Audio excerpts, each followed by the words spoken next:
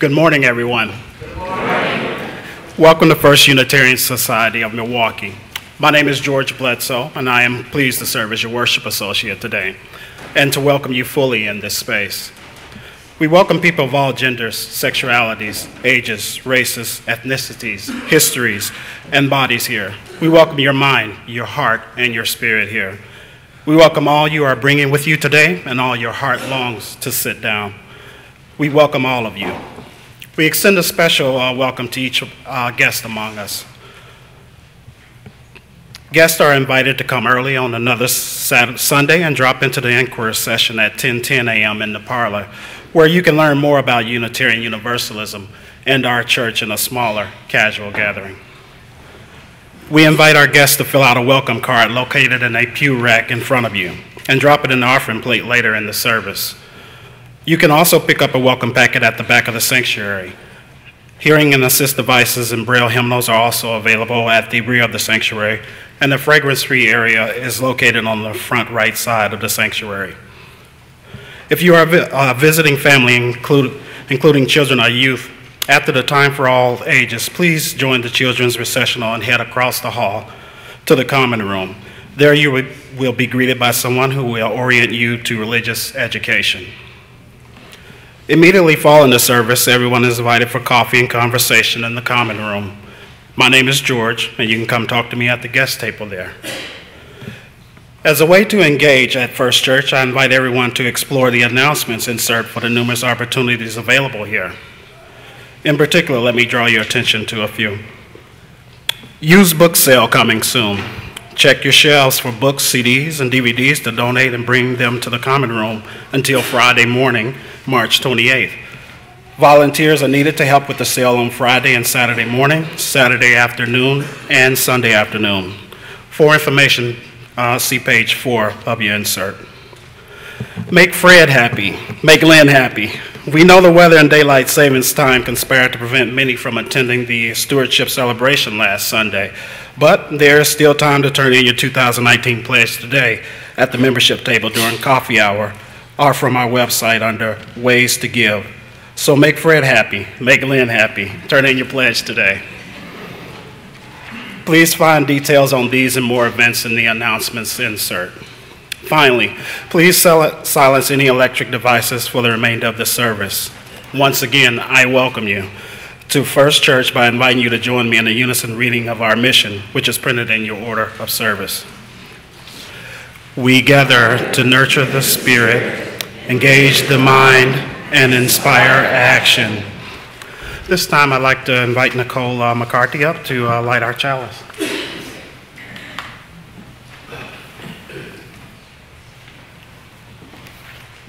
Good morning, everyone. Good morning. Lovely to see you here today. These opening words are by Bernadette R. Burns. For the joyful, may jubilant songs echo in our hearts well beyond fading memories. For the sorrowful, may gentle songs of solace bring lasting healing to our hearts and minds. For the angry, may we join our voices together in songs of protest and hope. For the mindful, may we sing praises of earth's beauty and honor the unique songs of all beings.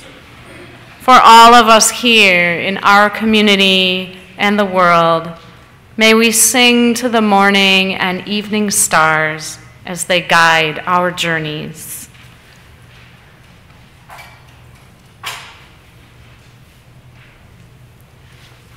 Please rise and body your spirit to sing Come, Come, Whoever You Are, hymn 188. We'll sing it 3 times through.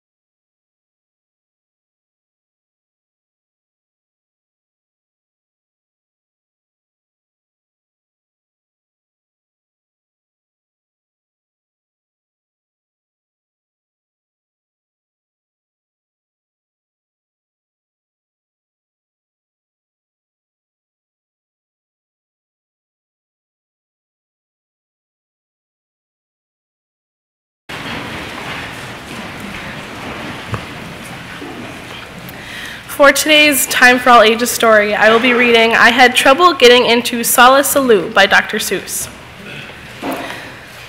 I was really happy and carefree and young, and I lived in a place called the Valley of Vung, and nothing, not anything, ever went wrong until, well, one day I was walking along, and I guess I got careless, I guess I got gawking at daisies and not looking where I was walking, and that's how it started. Sock! What a shock! I stubbed my big toe on a very hard rock, and I flew through the air and I went for a sail, and I sprained my main bow in the tip of my tail. Now, I never had ever had troubles before, so I said to myself, I don't want any more. If I watch out for rocks with my eyes straight ahead, I'll keep out for trouble forever, I said. But watching ahead, well, it just didn't work. I was watching those rocks, then I felt a hard jerk. A very fresh green-headed Quilligan quail sneaked up from in back and went after my tail. And I learned there are troubles of more than one kind. Some come from ahead and some come from behind. So I said to myself, I'll just have to start to be twice as careful and be twice as smart. I'll watch out for trouble in front and back sections by aiming my eyeballs in different directions. I found this to be quite a difficult stunt, but now I was safe in both back and in front. Then new troubles came from above and below, a scritch at my neck and a skrink at my toe, and now I was really in trouble, you know. The rocks and the quail and the scritch and the skrink, I had so many troubles I just couldn't think. There I was, all completely surrounded by trouble, when a chap rumbled up on a one-wheeler wubble. Young fellow, he said, what has happened to you? Has happened to me and to other folks too. So I'll tell you what I have decided to do. I am off to the city of Sala Salou, on the banks of the beautiful rivers Wahoo, where there are never any troubles, at least very few. It is not very far, and my camel is strong. He'll get us there fast, so hop on, come along. I jumped up behind him, then all through the day, the wubble webbed on a wobblesome way. The road got more bumpy and more rocks, more tricky. By midnight, I tell you, my stomach felt icky. And so I said, Mister, please, when do we get to that wonderful town? Are we almost there yet? Young fellow, he told me, don't start into stew. On sunrise, we'll drive into Sala Salou, and you'll have no more troubles, I promise, I do. But when dawn finally came and the darkness got light, that wonderful city was nowhere in sight. Instead of the city, we ran into trouble.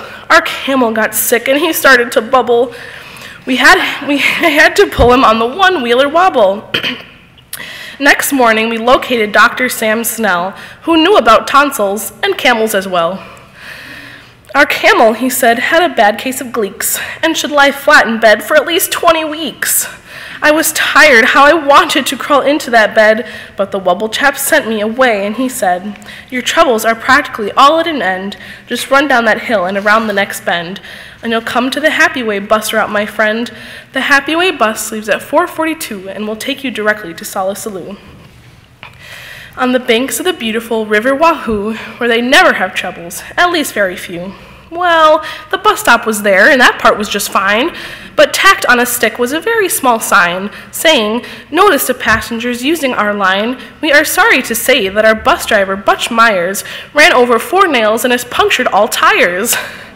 So until further notice, the 442 cannot possibly take you to Sala Salou, but I wish you the most pleasant journey by feet. Signed, Bus Line President Horace P. Sweet.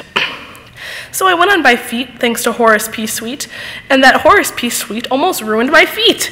100 miles later, and my feet were so sore. Then, wouldn't you know it, it started to pour. I was drenched to the skin when a chap in a slicker splashed up and he yelled, it's the Midwinter Jicker. The Midwinter Jagger came early this year, and it's not going to be very comfy around here.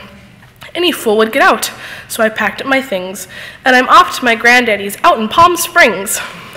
Take cover, he yelled. Use my house if you wish. Then the chap in the slicker splashed off like a fish. I ran in the house and I fell in a heap. I needed to rest, but I just couldn't sleep. Did you ever sleep when your feet were like ice, with a family of owls and a family of mice? I listened all night to the growls and the yells, and the chattering teeth of those mice and those owls. While the Midwinter Jicker howled horrible howls, I tossed and I flipped and I flopped and I flepped, and it was 5:15 when I finally slept. Then I dreamed I was sleeping on billowy pillows of soft silk and satin marshmallow-filled pillows. I dreamed I was sleeping in Solace Saloon on the banks of the beautiful River Wahoo, where they never had troubles, at least very few. Then I woke up, and it just wasn't true. I was crashing down a hill in a flubberless flood, with suds in my eyes and my mouth full of mud. And my nose was full of water, and my ears full of shrieks of the owls flying off with the mice in their beaks. And I said to myself, now I don't really see why troubles like this have to happen to me. Then just when I thought I could stand it no more, by chance I discovered a tiny trapdoor. I popped my head out, the great sky was sky blue, and I knew from the flowers I'd finally come through. To the beautiful banks of the River Wahoo, I couldn't be far now from Solace Saloon. There it was, with its glittering towers in the air. I'd made it, I'd done it at last, I was there. And I knew I'd left all my troubles behind when a chap at the doorway that shimmered and shined waved me a wave that was friendly and kind. Welcome, he said as he gave me his hand. Welcome, my son, to this beautiful land. Welcome to sweet sunny Saloon, where we never have troubles, at least very few. As a matter of fact, we have just one. Imagine just one little trouble, my son. And this one little trouble, as you will now see, is this one little trouble I have with this key. There is only one door in Solace Saloon, and we have a key-slapping slipper. We do. This troublesome slipper moved into my door 2 weeks ago Tuesday at 3:45. Since then, I can't open this door anymore, and I can't kill this slipper. It's very bad luck to kill any slipper. That's why we're stuck, and why no one gets in, and the town's gone to pot. It's a terrible state of affairs, is it not? And so, said the doorman of Solace Saloon, my job at the door here is finished. I'm through. And I'll tell you what I've decided to do. I'm leaving, he said, leaving Solace Saloon on the beautiful banks of River Wahoo, where we never have troubles, at least very few. And I'm off to the city of Bula Bubal, on the banks of the beautiful River Woo-Wall, where they never have troubles, no troubles at all. Come along with me, he said as he ran, and you'll never have any more troubles, young man. That's what the man said, so I started to go, but I didn't. Instead, I did some quick thinking inside of my head. Then I started back home to the Valley of Vung. I know I'll have troubles and maybe get stung. I'll always have troubles. I'll maybe get bit by that green-headed quilligan quill on the place where I sit, but I've bought a big bat. I'm all ready, you see. Now my troubles are going to have trouble is with me. We invite children and youth to sing in verse 1 of the children's recessional and then proceed to class as the congregation continues. Will you please rise and body your spirit?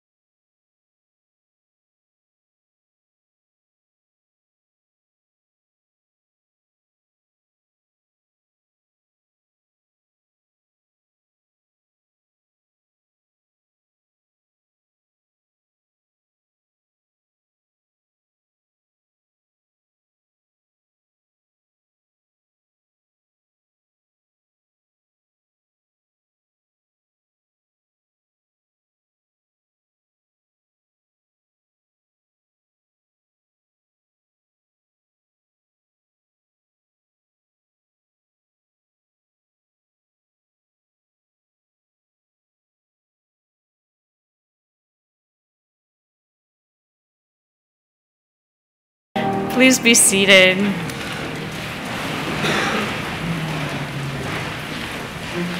As we enter a time of spoken meditation, followed by shared silence, followed by singing Spirit of Life while seated, I'd invite you to settle your body in the pew or the chair, feel your feet on the floor, and bring your attention to your breathing. Allow yourself to be present to this moment, in this place, in this community. Spirit of life and love, Holy One of our being and becoming, that which is sacred within, among, and beyond us. We are grieving. We are grieving for the lives lost and hatred unleashed at Al Noor Mosque and Linwood Mosque in the city of Christchurch, New Zealand. We are sad and angry and numb and admit a moment of despair that we will ever reach the beloved community we dream of and work toward, a community of understanding, acceptance, love, justice, equality. Our hearts are with the Milwaukee area Muslim community, the worldwide Muslim community, and especially the families in New Zealand mourning the deaths of their loved ones. 50 lives cut short by horrific violence. Our minds again try to comprehend. We also grieve for the person whose hatred grew so large and emboldened by racism, white nationalism, anti-Muslim and anti-immigrant rhetoric, invaded a peaceful community's place of worship to kill. We are also mindful of individual lives taken by gun violence every day, which ends their life's journey and casts their loved ones onto a very different and rugged path than expected. May all who grieve or despair for these or other reasons hear this blessing for your journey from Jan Richardson. Beloved is where we begin. I cannot promise this blessing will free you from danger, from fear, from hunger or thirst, from the scorching of sun or the fall of the night. But I can tell you that on this path, there will be help. I can tell you that on this way, there will be rest. I can tell you that you will know the strange graces that come to our aid only on a road such as this, that fly to meet us, bearing comfort and strength, that come alongside us for no other cause than to lean themselves toward our ear and with their curious insistence whisper our name, beloved, beloved, beloved, beloved. May we enter the silence.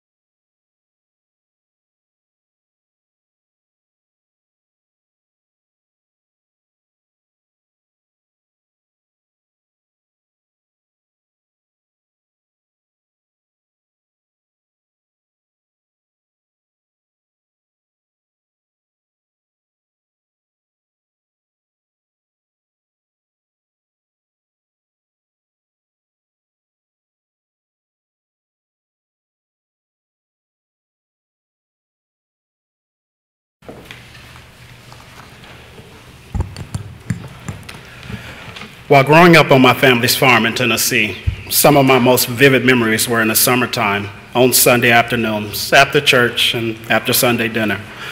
Then I would join my grandfather along with his brothers and sisters underneath the walnut tree next to our house. I would love listening to all of their stories and watching them cut up with each other. For me, this was also a time for thinking and just simply relaxing. On those hot days, the walnut tree always provided enough shade to catch an occasional cool breeze. It was the best time for reflection as I remember it. In the South, everything happened slow, amazingly slow for me. Destination, accomplishment, and excitement were all so very important to me. Therefore, I spent a lot of time dreaming. Mostly, I dreamed of a successful career in finance and a highly charged social life, preferably in New York City. But first, I thought jokingly to myself on many occasions, I have got to get off of this farm. Eventually, I left the slow lifestyle of the South and was anxious to start a new life in the big city of Milwaukee. Things happened for me very quickly. I met new friends and started new relationships with my cousins, uncles, and aunts that I had only known on a limited basis when they came down to Tennessee for a family reunion or when I came up here for a family picnic. I remember feeling like I had truly started a new life journey. In Milwaukee, I could move at a much faster pace in life, unlike the slow pace of the South where there were no speed bumps because there was no speed or urgency to do anything. Some years after I had become settled and content in my life, I traveled back to Tennessee for a friend's wedding. There, I reunited with an old girlfriend from high school that was living in New York. We exchanged information and began to talk by phone on a regular basis. After some time of getting to know each other again, we decided that I would fly out to New York for a visit. I was very excited. My life was good, but I felt as if there was a light being shined onto a different and a much more intriguing path. Finally, the day arrived for my departure to New York. I had an 8 a.m. flight. I arrived early, made it through check-in, and patiently sat on the concourse reading while I waited for the boarding call. After a while, I began to become concerned because it was getting close to 8 and I had not heard a call to board the plane. In my excitement about my trip, I had not noticed that it was a very foggy morning. I hadn't heard the announcements that some flights were being delayed and canceled. It turns out that my flight had indeed been canceled. I arranged for a flight later that morning, but when the time came, that flight was canceled as well. I arranged for a flight later that afternoon, but it too was canceled. Well, the fog never lifted, and I ran out of flights for that day, and I never made it to New York. I felt emotionally and physically stuck on the concourse and stuck on a path that was dark for the first time in a while in my life. I was disappointed and could not stop wondering if this speed bump was a sign to allow myself to go back to reflection under the walnut tree, in spirit at least. Although very troubling for me, this experience forced me to take a look and reflect where I had been and where it is that I really wanted to go. After weeks of contemplation about my life and whether or not I should pursue a life in New York, I came to the conclusion that I liked the life that I had built right here in Milwaukee. I entered a new stage in my life after my failed trip. I doubled down on the friends and family that I had come to rely on to share my life with. For many years, I had the same friends, life friends as I thought of them. It was not the destination that I had planned, but it felt like I was in the right place in my life. However, at some point, my friends and I began to grow apart. We failed to be the close and cohesive group that we were for years. We had all changed, and it was becoming apparent that we needed to find our own separate paths. For me, it was as if I was suffocating. At the time, it was very difficult to picture my life without these life friends that I had become to rely on so much. I could not fathom how I would get through a weekend without coordinating what we were going to do for fun. I really felt the need to take a good look at my life to find what was missing and where I had gone wrong in my journey that had me at this juncture of despair. One of the things that caught my attention in my reflections was that I had not been a churchgoer in years. It struck me as very odd when I realized it because church had been a very prominent thing in my life while growing up, and I had no idea when or why I had strayed from it. I started to attend the church where some of my family members went, but I did not find the fulfillment that I was looking for there. So I decided to go to a few random churches. I simply walked into a few churches of different denominations, sat down and waited for something to happen. I was hoping that the old spirit of my church in Tennessee would present itself to me again. However, this did not result in me finding what was missing. It was not until I talked to an older friend and told her about my desire to find what is missing spiritually from my life. I told her that I had grew up as a Southern Baptist and that I have tried several religions outside of Baptist, but I had not found any particular denomination that felt right. Well, she said, there is this Unitarian church over on the east side. I am not sure what they believe exactly, but I would say that they might be a good place for a lost soul such as yours. I researched First Church and Unitarian Universalism profusely before I ever came here for a service. At this point in my life, I was not a joiner, and I was very skeptical with committing to anything. However, unlike some other churches that I had tried in which I walked in and waited for something to happen, I did not make it in to sit and wait for something to happen because the energy was here as soon as I walked in these doors. The communal feeling brought me back to those summer Sunday afternoons after church under the walnut tree. I appreciated the shade of community and the cool breezes of fellowship and social justice here at First Church. My journey as I had planned it under the walnut tree never materialized into the high-powered and super excited lifestyle that I wanted. I never reached the destination that I thought I was headed for, but I am still on my journey. Speed bumps still come in my life just like they come in everyone else's. But I have found, since becoming a member of First Church, that I have an entire community on the journey with me. I have learned that in the words of one of my favorite writers, Ralph Waldo Emerson, life is a journey, not a destination.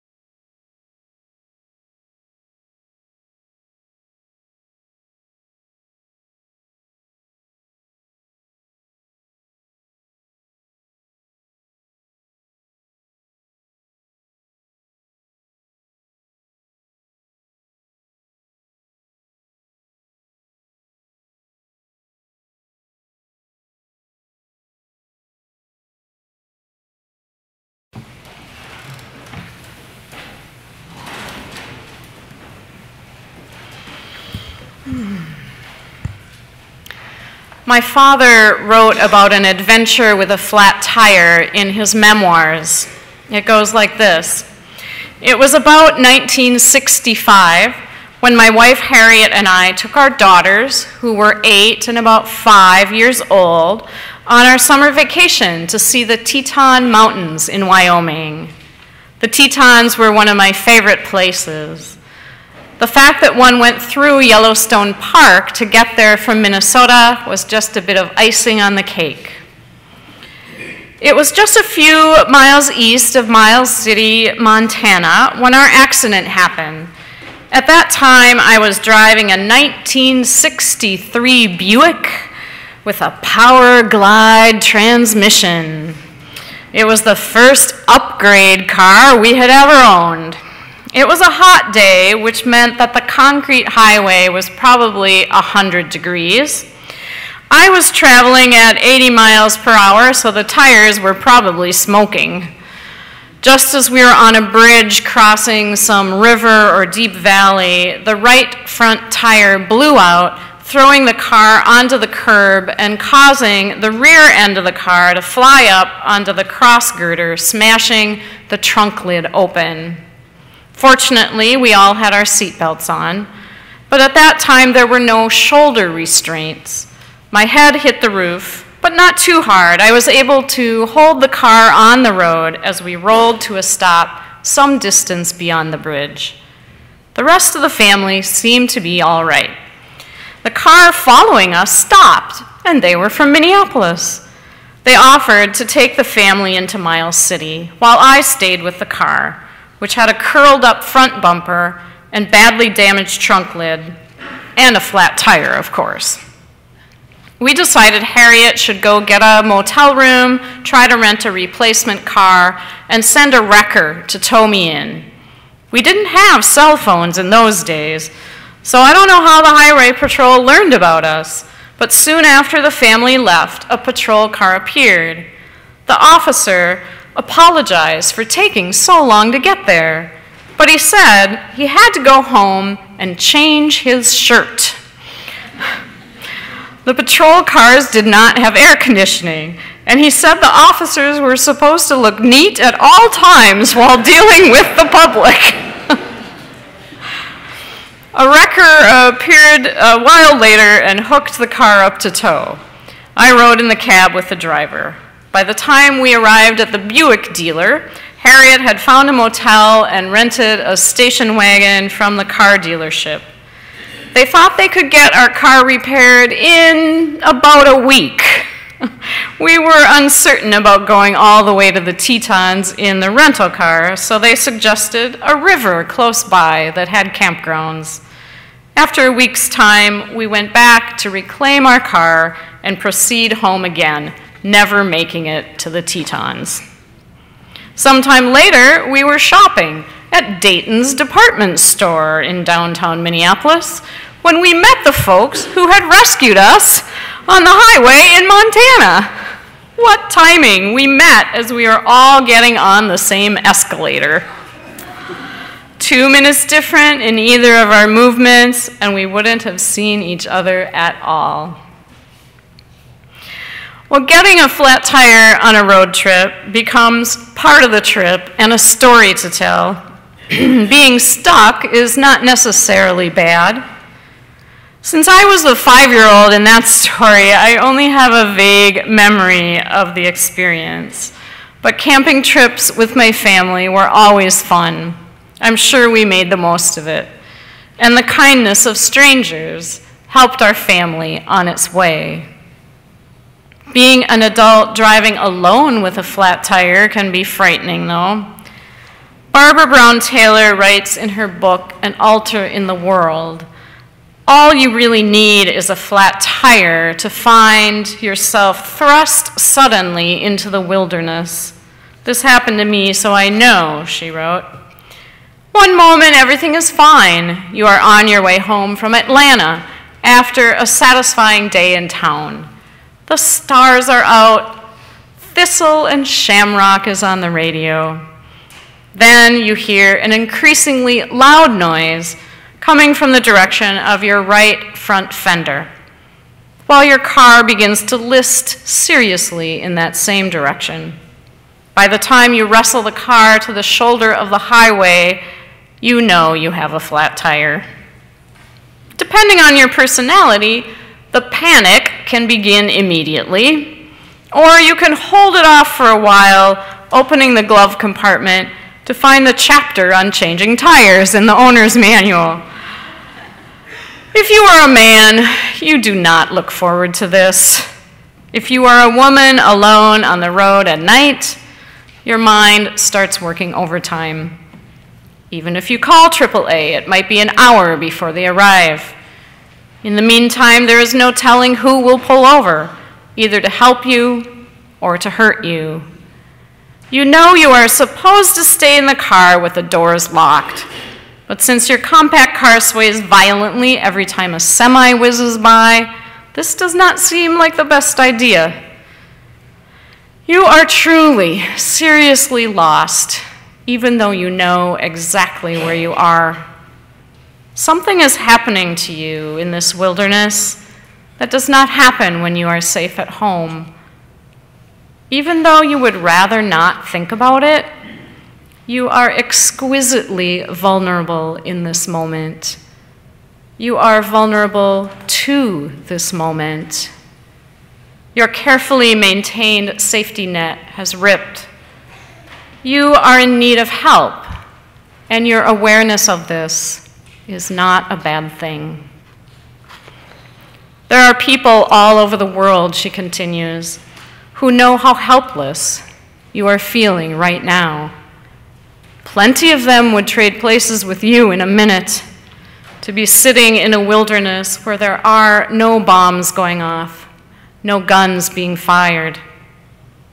If you listen to these people, they may be able to convince you that the odds of your survival are very, very good. Even if the odds were against you, there is something holy in this moment of noticing just how perishable you are.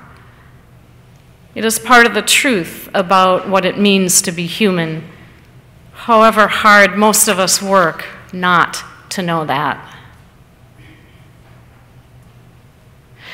I've been thinking about the deaths of dear members of our congregation in recent weeks and months.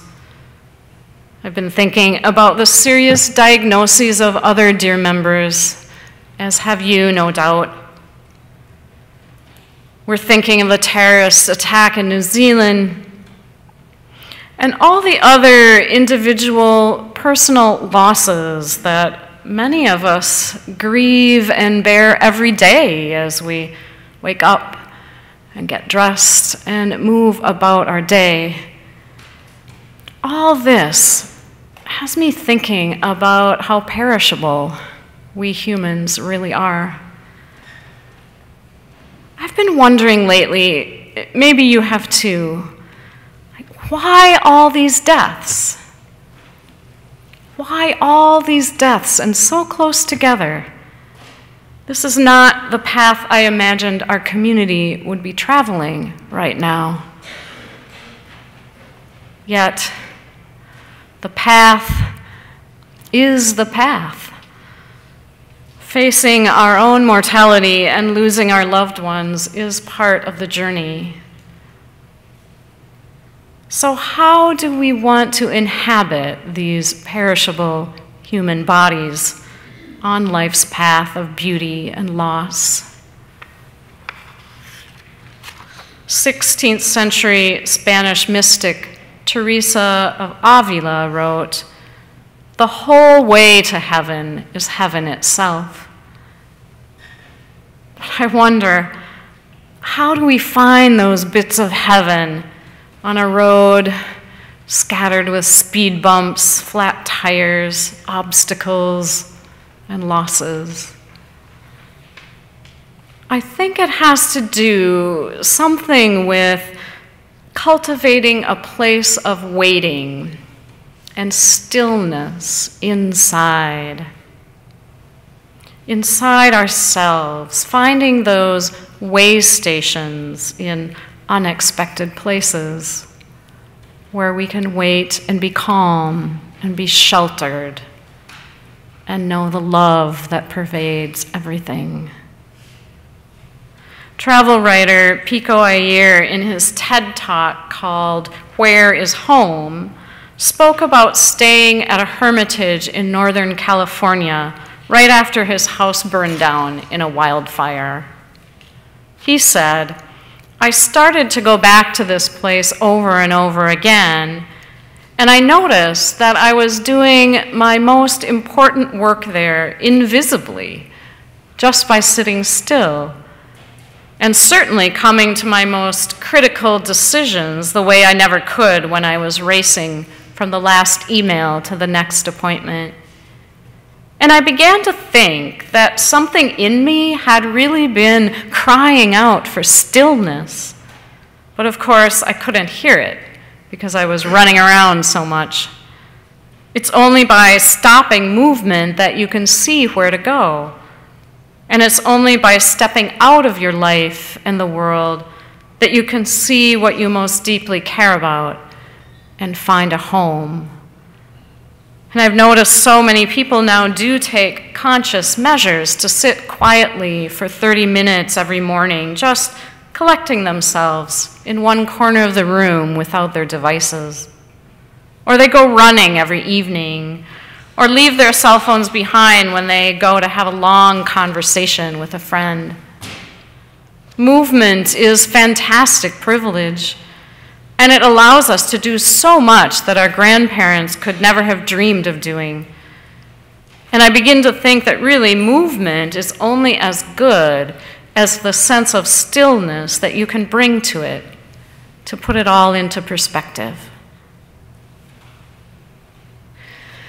Kathleen Norris also tells a story about travel informed by daily spiritual practice. She wrote in her book, Dakota, A Spiritual Geography, "The silence of the plains, this great unpeopled landscape of earth and sky, is much like the silence one finds in a monastery, an unfathomable silence that has the power to reform you. And the plains where I live now have changed me. I was a New Yorker for 6 years and still love to visit my friends in the city. But now I am conscious of carrying a plains silence with me, within me, to the cities." Several years ago, she wrote, "I traveled to New England to visit a friend who had terminal cancer. The journey took on the nature of a quest. First, the 125-mile trip over the prairie to the nearest airport in Bismarck, North Dakota, then a plane to Minneapolis, and then LaGuardia, where I waited nearly 2 hours for my baggage, then a bus into Manhattan, a taxi to Penn Station, where I stood for another 2 hours in a vast crowd, it was Labor Day weekend, waiting for a train. It seemed as if all of the city's dense, humid heat was concentrated in that room, and yet I felt at peace. The crowd was the typical urban mix, all races, young and old, rich and poor, quiet and ranting. But as I stood in this group of strangers, I was happy to be one of many, and a powerful calm came over me. I began to see each of us as a treasure bearer, carrying our souls like a great blessing through the world. I've come to see, as the monk Thomas Merton said, that it is the function of solitude to help one realize such things, and that it is the separateness of the plains, like the separateness of the monastery, that teaches me that when I am in the city, there are no strangers, and that the gate of heaven is everywhere, even at Penn Station on Labor Day weekend. Friends, you know as well as anyone that the journey of life is not always smooth. We are going to hit speed bumps, get flat tires, and not reach the destination we thought we were going to. I think that daily spiritual practice can help us with these obstacles, help create that calm and stillness within that we carry with us on all our travels.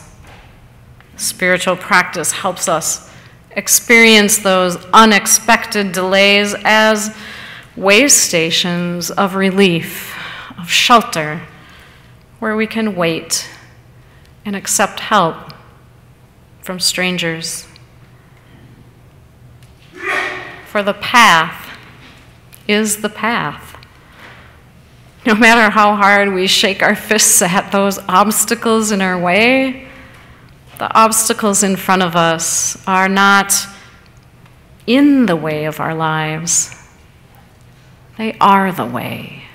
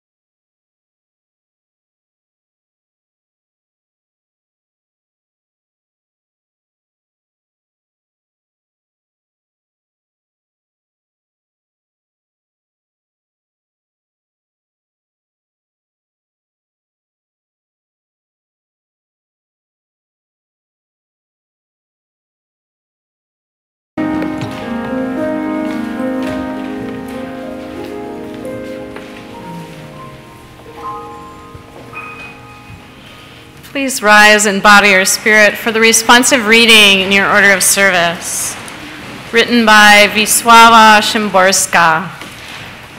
I'll begin. Life is the only way to get covered in leaves, catch your breath on the sand, rise on wings. To be a dog or stroke its warm fur. To tell pain from everything it's not. To squeeze inside events, dawdling views, to seek the least of all possible mistakes. An extraordinary chance to remember for a moment a conversation held with the lamp switched off. And if only once, to stumble on stone, end up drenched in one downpour or another. Mislay your keys in the grass, and to follow a spark on the wind with your eyes. And to keep on not knowing something important. Let's join in singing We Are Climbing Jacob's Ladder, hymn 211.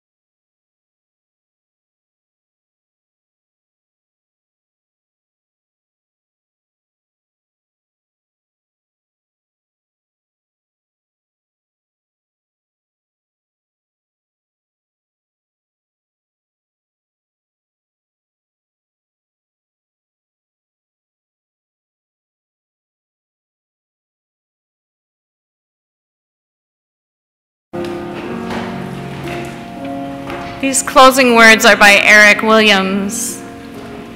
Blessed is the path on which you travel. Blessed is the body that carries you upon it. Blessed is your heart that has heard the call. Blessed is your mind that discerns the way.